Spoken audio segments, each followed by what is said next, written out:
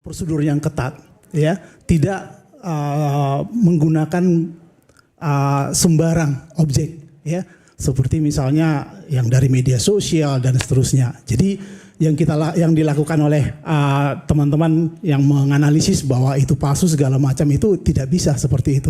Bahkan ahli digital forensik sekalipun itu tidak bisa menyimpulkan, ya, sesuatu itu asli atau palsu sebenarnya, ya. Jadi gini, ketika misalnya bisa membuktikan kalau gitu? Fakta. Jadi misalnya ahli digital forensik hanya menyampaikan fakta-fakta digitalnya. Misalnya tadi, misalnya Roy Suryo tidak menemukan garis merahnya, ya faktanya tidak menemukan garis merahnya saja. Tapi yang menyimpulkan bahwa secara hukum bahwa itu asli atau palsu tidak, bukan siapa ahli yang digital forensik, dia? bukan ahli digital forensik. Siapa? Ya orang yang mengeluarkannya, lembaga yang mengeluarkannya.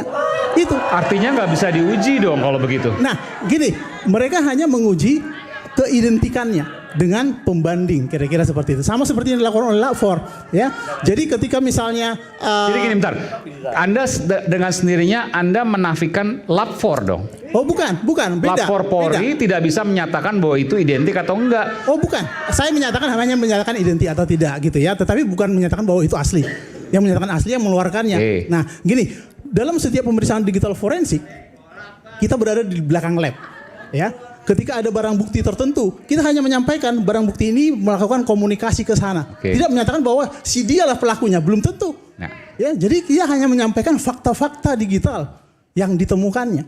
Jadi kalau misalnya ada, makanya Roy Suryo kenapa kena pasal-pasal tersebut misalnya, ya, dikenakan oleh ahli ITE. Bukan Anda yang mengusulkan, ya? Ahli ITE.